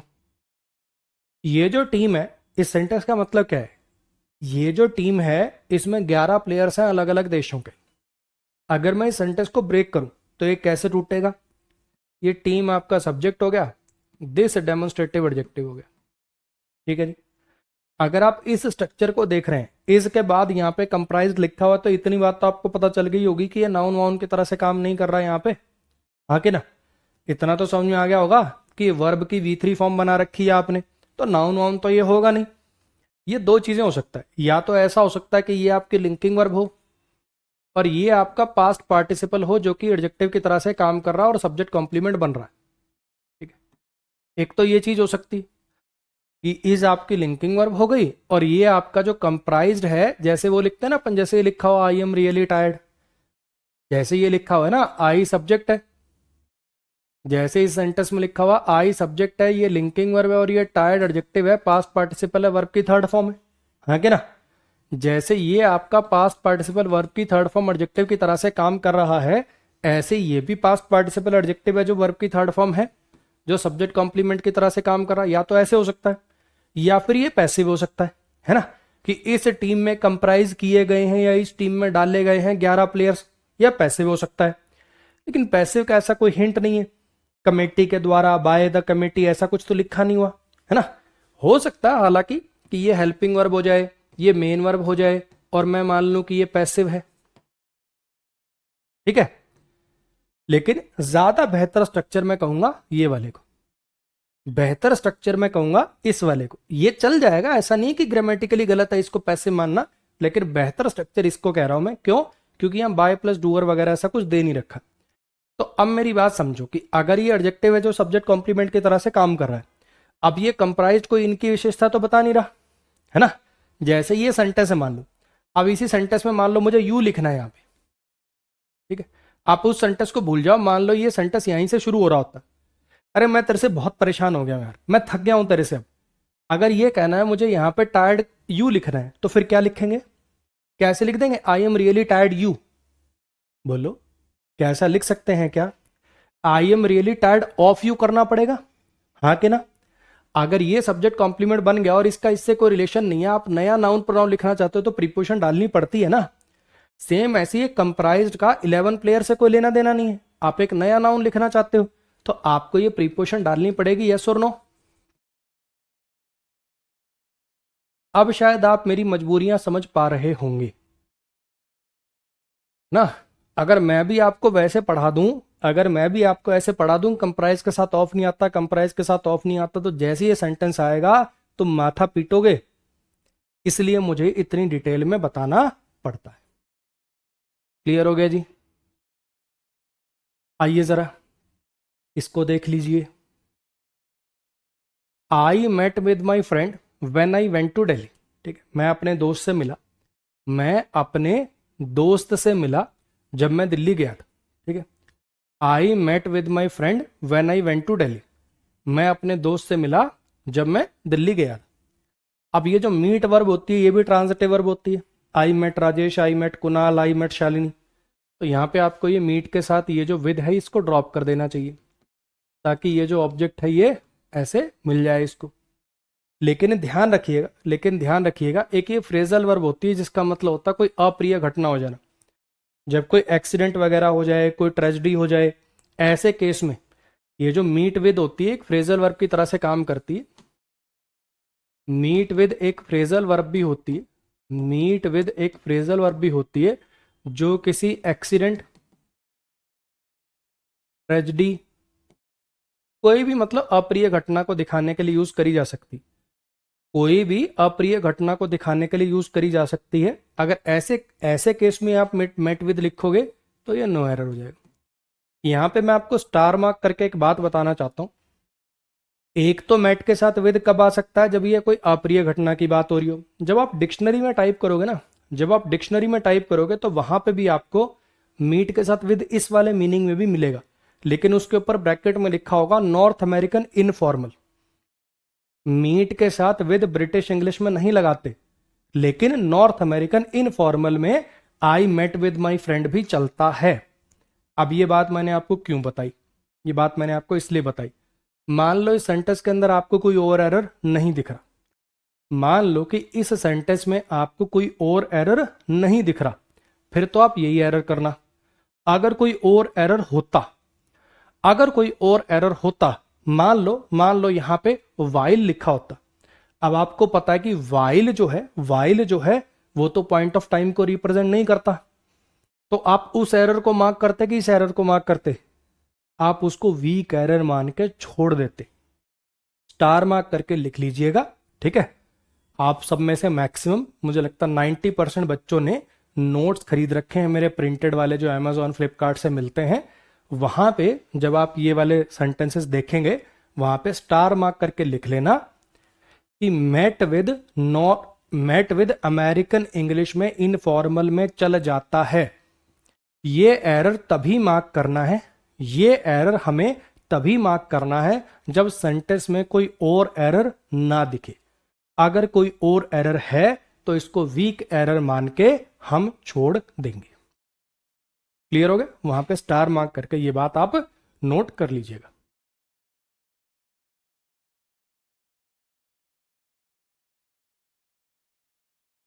एक ही आदर्श बच्चा है जो कुछ ना कॉपी कर करके बहुत सारी इधर डालने जा रहा है, ठीक है।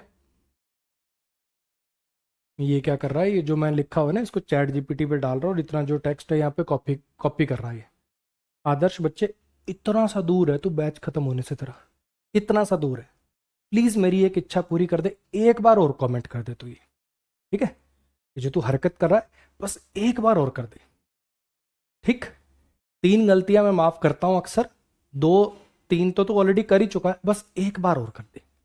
एक बार और तू ये डाल और फिर तेरा सब्सक्रिप्शन वो गया, वो गया, वो गया, अभी कर दूंगा मैं, ठीक है। बस तू एक बार और कर।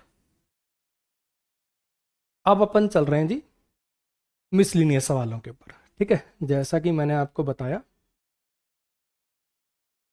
क्लास के शुरू में, ये वाला जो पोर्शन है ना अपना, ये वाला जो पोर्शन है कि इन वर्ब के साथ प्रीपोजिशन नहीं आती, इन वर्ब के साथ प्रीपोजिशन नहीं आती, ये खत्म हो गया, ठीक है। अब कुछ मिसलिनियस टाइप के सवाल हम देख रहे हैं। अब हम कुछ मिसलिनियस टाइप के सवालों को देखेंगे। आओ जरा।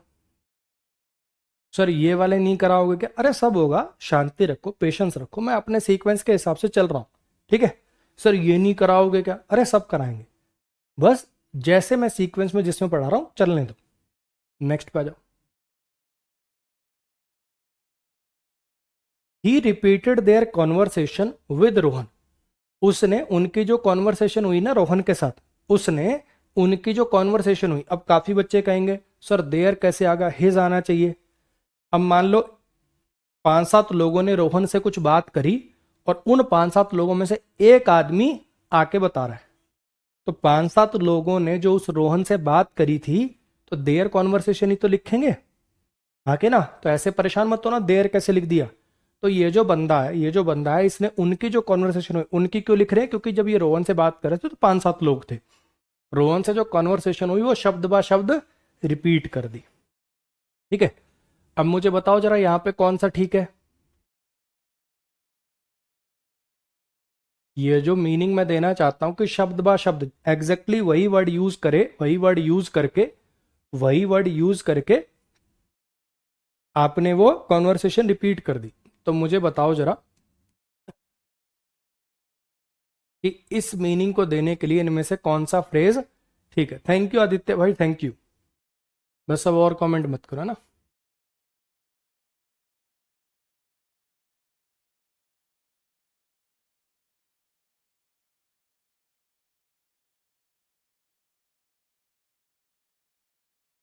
ये जो मीनिंग में देना चाहता हूं कि उसने उनकी जो कॉन्वर्सेशन हुई रोहन के साथ उसको शब्द बा शब्द रिपीट कर दिया, इस मीनिंग को देने के लिए इनमें से कौन सा फ्रेज सही है? इस मीनिंग को देने के लिए इनमें से कौन सा फ्रेज सही है? सौविक भाई ये तो तुम्हारे ऊपर डिपेंड है ना। तुम कह रहे हो मैं 6 क्लास ही देख पाया, फिर उसके बीमार हो गया, नहीं देख पाया, क्या पेपर से पहले पूरा कर लूंगा? ये तो तेरी मेहनत पे डिपेंडेंट है, तू कितनी क्लास देखेगा रोज की, कितना पचा पाएगा। मेरे से पूछ के क्या होगा, मैं कैसे बता दूं? तूने 6 क्लास देख के बीच में नहीं पढ़ा, 2 महीने 3 महीने, अब तू 4 महीने फिर भी ना पढ़े, तो उसमें मैं कैसे बता सकता हूँ? वो तो तेरे ऊपर डिपेंड है।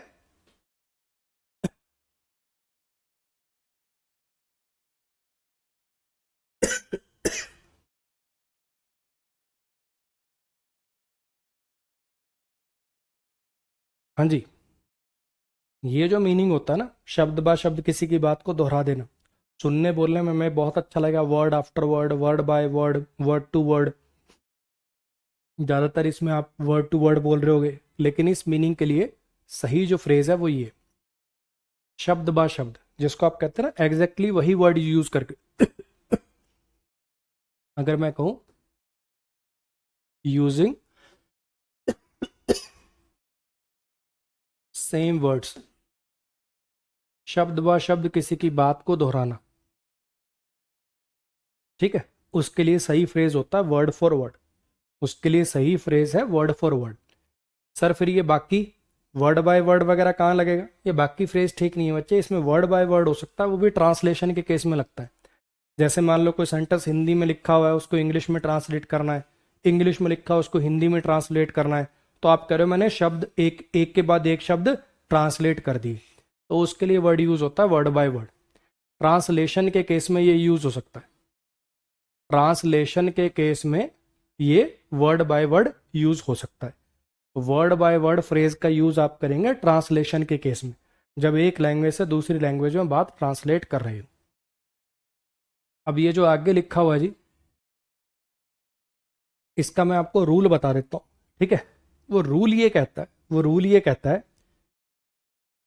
ये जो आगे लिखा हुआ है इसका रूल ये कहता है कि मान लो दो नाउन है, मान लीजिए दो नाउन है और वो सेम है और उनके बीच में एक प्रीपोजिशन लिखी हुई है। मान लीजिए दो नाउन है और वो दोनों नाउन ना सेम है और उनके बीच में प्रीपोजिशन लिखी हुई है, ठीक है।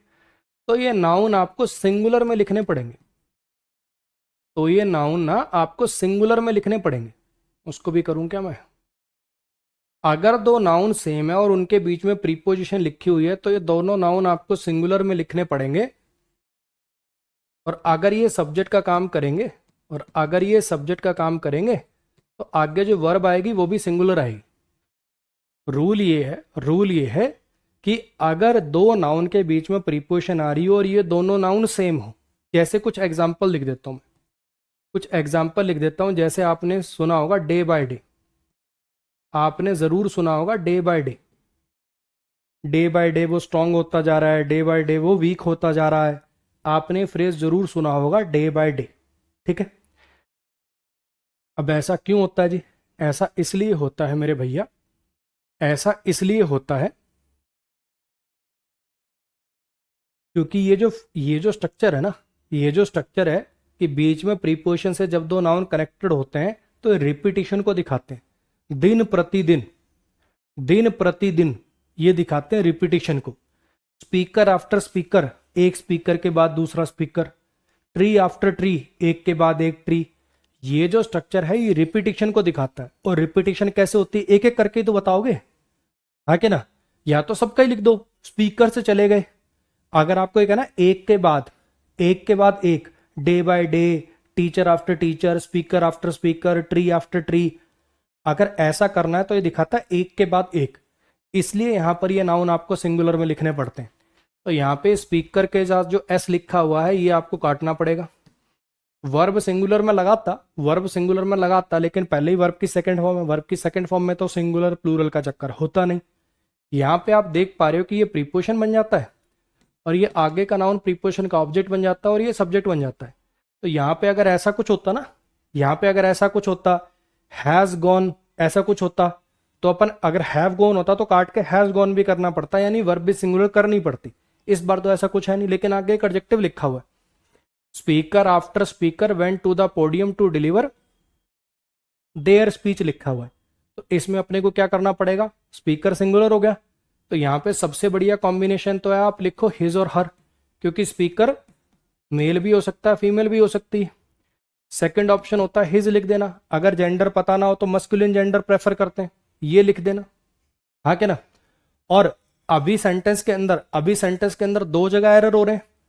अगर दो जगह एरर हो रहे हैं ऐसी, मतलब अभी तो मैं समझाने के लिए कह रहा हूं कि पेपर में एक ही जगह एरर आएगा, या तो यहां पे आएगा या फिर यहां पे आएगा, या तो यहां आएगा या फिर यहां आएगा। अभी तो समझाने के लिए दो दो एरर करी, पेपर में तो एक ही जगह आएगा। तो पेपर में आप दोनों में से कौन सा एरर मार्क करोगे, वो वाला एरर मार्क करोगे कि ये एरर मार्क करोगे? अब वो मार्क करोगे और इसको वीक एरर मान के छोड़ दोगे। अगर जेंडर का ना पता हो, सबसे बढ़िया तो हिज और हर लिखो, या दूसरा मस्कुलिन जेंडर लिखो। और अगर कोई और एरर है तो ये प्लूरल वाला लिखना भी, देयर लिखना भी वीक एरर मान के आपको छोड़ना पड़ता है। अगर पेपर भी सेम सेंटेंस आ जाए तो आप इस एरर को मार्क करोगे और यहां पे देयर ही लिखा रहने दोगे। मेरी बात आ रही है समझ में? लो मैं यहां पे देयर लिख के और इसके ऊपर वीक एरर लिख देता हूं। ये बात याद रह जाएगी अब।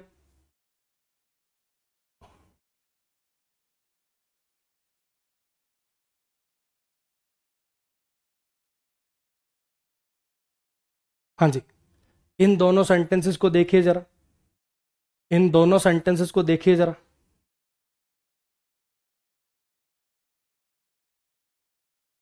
ये जो बच्चे आपस में मतलब काइंड ऑफ माँ बहन की गालियों तक उतर चुके हैं, टेंशन मत लो, अभी मैं बस 10 मिनट रह गए हैं क्लास के, ये खत्म करते ही तुम्हारे सब्सक्रिप्शन भी साथ साथ खत्म करूंगा।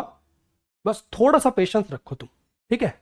अभी कर लो। अगर एक दो गालियां आपस में एक दूसरे को देनी, जो आपस में एक दूसरे को तुम एक दूसरे की औकात बता रहे हो, ये वो और करनी है, 5-7 मिनट और कर लो, फिर देखता हूं मैं तुम्हें, टेंशन मत लो।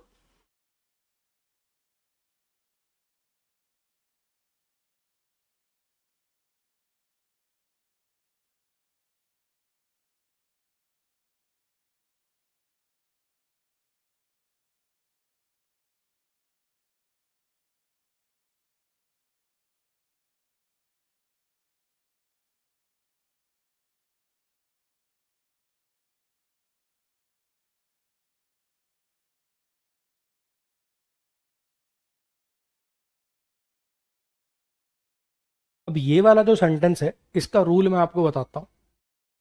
इसका रूल ये है कि ये दो जो प्रीपोजिशन है, अमंग हो गया, बिटवीन हो गया, इनके साथ ना, इनके साथ ईच ऑफ लिखा हो वो गलत हो जाता है। इनके साथ आप ईच ऑफ मत लिखा करो। अमंग या बिटवीन के बाद ईच ऑफ का यूज मत किया करो, ठीक है? अमंग या बिटवीन के बाद ईच ऑफ का यूज मत किया करो। इसका ये रूल है, ठीक है? अब वो रूल क्यों बना, आओ समझाता हूं। Mister Gupta divided all his wealth among each of his sons. Mister Gupta ने डिवाइड कर दी अपनी सारी की सारी वेल्थ अपने बच्चों के बीच में, ठीक है? अब यहां पे समझना, मिस्टर गुप्ता सब्जेक्ट, ये वर्ब, वेल्थ ऑब्जेक्ट, ठीक? एक छोटी सी बात जरा समझने की कोशिश करो। अमंग के बाद जब भी आप लिखोगे वो नाउन प्लूरल लिखोगे, हाँ कि ना? उन्होंने मिठाइयां बांट दी अमंग चिल्ड्रन, बच्चों के बीच में। अमंग लगता ही दो से ज्यादा के लिए है। अमंग के बाद तो हमेशा प्लूरल चीज आती है, अरे हाँ के ना? और ईच तो डिस्ट्रीब्यूटिव होता है, एक एक करके बात करता है, तो सिंगुलर करके बात करता है। ये कहता है कि प्लूरल लगाओ मेरे बाद, ये कहता है एक एक करके बात करूंगा, तो दोनों साथ में कैसे आ पाएंगे? सेम बात बिटवीन के लिए, बिटवीन के बाद तो हमेशा दो चीजें लिखोगे ना। She was sitting, she was sitting between Rajni and Shalini. Between के बाद तो दो चीजें आएंगी, बिटवीन के बाद सिंगुलर कैसे आ सकता है? और ईच सिंगुलर को दिखाता है, तो गड़बड़ है। इसलिए यहां से ईच ऑफ को ड्रॉप करना पड़ेगा। मेरी बात आई समझ में? अमंग और बिटवीन के बाद ऑब्वियस बात है प्लूरल लिखोगे, हाँ कि ना? और ईच दिखाता है एक एक को, इसलिए अमंग और बिटवीन के बाद ईच ऑफ शब्द का यूज ना किया करें। ये वाला जो है, ये मैं आपको प्रोनाउन चैप्टर में पढ़ा चुका हूं। देखते हैं कितने बच्चों को अपने आप याद आ जाएगा। हिंट मैंने दे दिया, प्रोनाउन चैप्टर में पढ़ाया था आपको, ये करके दिखाओ जरा।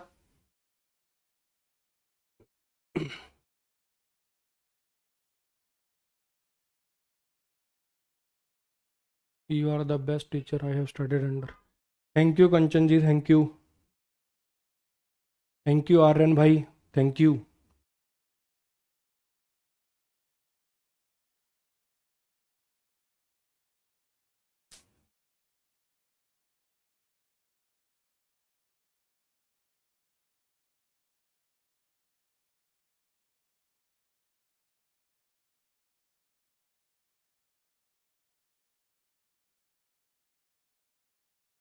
Thank you Nisha ji, thank you.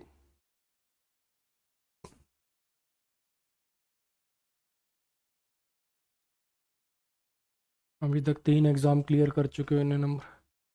तब आपकी मेहनत है निशा जी। देखो पढ़ा तो मैं और भी बहुत बच्चों को रहा हूँ, कितने बच्चे देखो क्लास देख रहे हैं, लेकिन 2-4 नमूने हैं ना, देखो 2-4 नमूने हैं जो आपस में गाली गलौज करने पे लगे रहते हैं। तो अगर सिलेक्शन हुआ आपका तो उसका क्रेडिट तो आपको ही है। थैंक यू फिर भी। आओ जरा। Everyone but she was present at the function so everybody got worried. अगर आपको याद हो तो बताया था कि बट का एक तो मतलब होता लेकिन, तब तो एक कंजंक्शन होती है, और एक बट का मतलब होता है एक्सेप्ट के सिवाय वाला, तब ये होती है प्रीपोजिशन। हाँ के ना। जब इसका मतलब वो के सिवाय वाला निकले, एक्सेप्ट वाला निकले, तो इसका मतलब होता है के सिवाय। सही लिखा है क्या मैंने? चलो तुम देख लेना, अभी तुम कहोगे अरे यार हिंदी लिखनी नहीं आती इसको, मात्रा वात्रा यार हो सकता गलत लगा दी, के सिवाय। ठीक। तो उसके सिवाय हर कोई प्रेजेंट था पार्टी में। के सिवाय वाला मतलब आ रहा है या नहीं है, बट प्रीपोजिशन है, और प्रीपोजिशन के बाद क्या आएगा जी? ऑब्जेक्टिव केस आएगा, अगर आपको याद हो। ये मैंने आपको प्रोनाउन चैप्टर में पढ़ाया था। आगे कैसे तोड़ोगे? आगे कैसे तोड़ोगे? वॉज के बाद वी1 आ जाए, ऐसा कोई टेंस है क्या तुम्हारे पास? तो समझने की कोशिश करना कि ये लिंकिंग वर्ब है और ये एडजेक्टिव है जो सब्जेक्ट कॉम्प्लीमेंट की तरह से काम करेगा। ठीक है। और उसकी वर्ब ये।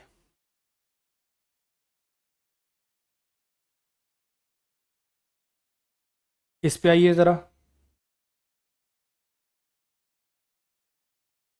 अब इसका जो रूल है उसका भी रूल दोबारा लिखने की जरूरत है क्या? प्रोनाउन चैप्टर में लिख दिया था मैंने। कुछ शब्द होते हैं जो प्रीपोजिशन की तरह से काम करते हैं, लाइक हो गया, unlike, like, unlike, including, excluding, and, not, but not. कुछ याद आ रहे हैं? फॉलोड बाय, अकम्पनीड बाय, कुछ वर्ड जैसे फ्रेजेस जो प्रीपोजिशन की तरह से काम करते हैं। उनके बाद अगर प्रोनाउन लिखना है तो ऑब्जेक्टिव केस में लिखना पड़ेगा। प्रोनाउन चैप्टर में लिखवा चुका हूं मैं आपको। अगर इसकी बात करें तो यहाँ पे आपको जानना है, ये कुछ वर्ड्स हैं जैसे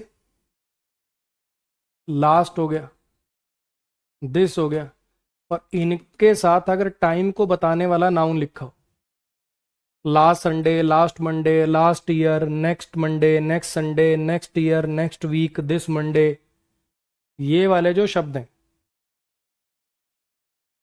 लास्ट है, दिस है और नेक्स्ट है। लास्ट है, दिस है और नेक्स्ट है। लास्ट है, नेक्स्ट है और दिस है। इन शब्दों के साथ अगर एक ऐसा नाउन लिखा हो जो टाइम को रिप्रेजेंट करता हो, तो इनके साथ आप ऑन प्रीपोजिशन को अवॉइड करें। इनके साथ आप ऑन प्रीपोजिशन को अवॉइड करें, क्योंकि ये अपने आप में एडवर्ब बना देते हैं। आप last Sunday, last Monday, last year भी लिख दोगे तो ये अपने आप में एडवर्ब बना देगा। जबरदस्ती प्रीपोजिशन डाल के फ्रेज बना के एडवर्ब बनाने की इसको जरूरत नहीं पड़ती। ये अपने आप में ही ये जो फ्रेज है ये एडवर्ब की तरह से काम कर देता है। और आपको पता है कि प्रीपोजिशन का ऑब्जेक्ट एडवर्ब तो हो नहीं सकता, तो इसलिए आप इस ऑन प्रीपोजिशन का अवॉइड करेंगे। I went there last Monday, I met him last year, on last year, in last year, ये सब मत लिखना। ठीक है? मेरी बात आई समझ? क्या बोल रहा हूं मैं कि ये जो वर्ड्स होते हैं last Monday, next Monday, this Sunday, I will go there on next Sunday नहीं, I will go there next Sunday, ये जो शब्द हैं ये अपने आप में एडवर्ब बना देते हैं। इनके साथ ऑन प्रीपोजिशन लगाने की आपको जरूरत नहीं। लेकिन ध्यान रखना, अगर ये नेक्स्ट या लास्ट, दिस तो बाद में नहीं आता, नेक्स्ट या लास्ट कई बार बाद में लिख देते हो आप, उस केस में ऑन ठीक हो जाता है। अब ऐसा क्यों? ऐसा भैया ये जबरदस्ती करने वाली बात है हालांकि। तो ये ना एक स्ट्रक्चर बना देते हैं जो कब यूज होता है इसको समझना। जैसे आई विल गो देयर, मैं जाऊंगा वहां पे, मैं जाऊंगा वहां पे ऑन मंडे। अब हो सकता है सुनने वाला परेशान हो, कौन सा मंडे? नेक्स्ट वाला ही। ये जब कहना होता ना तो अपन इसके बाद लिख देते हैं नेक्स्ट को। जैसे मान लो पहले आपने कहा कि मैं उससे मंडे को मिला था। ठीक है? I met her on Monday. Obvious बात है मंडे अकेला लिखोगे तब तो ऑन आएगा ही। लेकिन अब हो सकता है परेशान हो सुनने वाला, तो आपने लिख दिया लास्ट।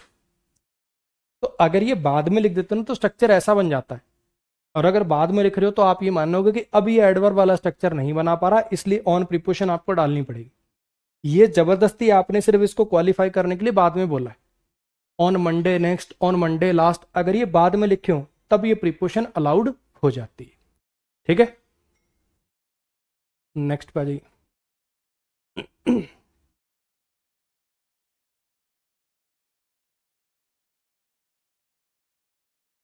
चलो मेरे ख्याल यही वाइंड अप कर लें आज। आज की क्लास अपनी यही वाइंड अप कर लेते हैं, बाकी अपन कल कंटिन्यू कर लेंगे। ठीक है, आज की क्लास में हमने प्रीपोजिशन में पहला एक कॉन्सेप्ट पढ़ा कि कुछ ऐसी वर्ब होती हैं जिनके बाद आपको प्रीपोजिशन नहीं लगानी है।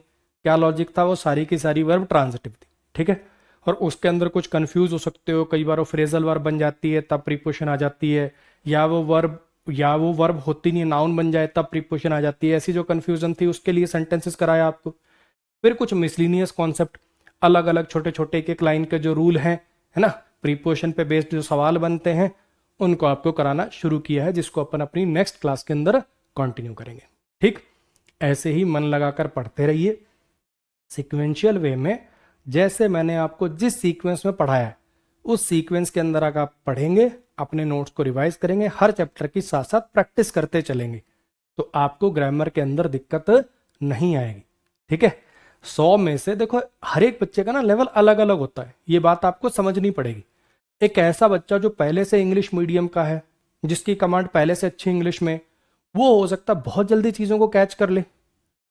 अगर आप वैसे बच्चे नहीं हो, आपने इंग्लिश को जीवन में कभी तवज्जो दिया ही नहीं, कभी उस पर ज़्यादा ध्यान दिया ही नहीं, तो ऑब्वियस बात है ना कि आपको ज़्यादा एफर्ट्स करने पड़ेंगे। हो सकता है कि आपको नोट्स को 2 बार रिवाइज करना पड़े, कई बच्चों को 3 बार रिवाइज करना पड़े, लेकिन आ सबको जाता है। ये कोई रॉकेट साइंस नहीं है, अगर आप एफर्ट्स डालोगे तो ज़रूर आ जाएगा। लेकिन हाँ, हर एक बच्चे का बेस अलग अलग होता है, ये बात आपको एक्सेप्ट करनी पड़ेगी, ये बात आपको समझनी पड़ेगी, है ना। अब मान लो कि रनिंग शुरू करें, ठीक है, एक एग्जांपल से समझाता हूँ। मान लो कि हम रनिंग शुरू करें, मैं आज से रनिंग शुरू करूं, मान लो, क्या मैं पहले ही दिन 5 किलोमीटर भाग पाऊंगा? 1 किलोमीटर में ही हाफ होने लग जाऊंगा, है ना। और एक ऐसा बच्चा है जो पहले से दिल्ली पुलिस की तैयारी कर रहा है, आर्मी की तैयारी कर रहा है, वो 10-10 किलोमीटर की रेस मार देता है, पता नहीं है फिर भी। तो हमारा बेस अलग अलग है ना। लेकिन अगर निरंतर प्रयास करूंगा, पहले दिन हो सकता है 500 मीटर भाग पाऊं, फिर 1 किलोमीटर भाग पाऊं, 1 महीने तक 1 किलोमीटर भागता रहूं, धीरे धीरे फिर 1500 मीटर भागूंगा, धीरे धीरे धीरे धीरे मैं भी वहां पर पहुंच सकता हूं। मेरी बात आ रही है समझ में क्या कहना चाहता हूं? तो ओवर एक्सपेक्टेशन नहीं लगाइए। हर एक बंदे को ना अपना पता होता है कि मैंने जीवन में पहले क्या किया है, क्या मेरा बेस है। ये बात आपको समझनी में बार बार इसलिए बता रहा हूं क्योंकि बहुत बार ना बच्चों को ना ले डूबती है उनका डीमोरलाइज होने की क्वालिटी। वो दूसरे बच्चों को देखते हैं, वो देखते हैं अरे यार टीचर ने लेक्चर पढ़ाया और इसके तो सारे सवाल हो रहे हैं, मेरे तो हो नहीं रहे। तो देखना यार उसका बेस क्या है, तेरा बेस क्या है ना।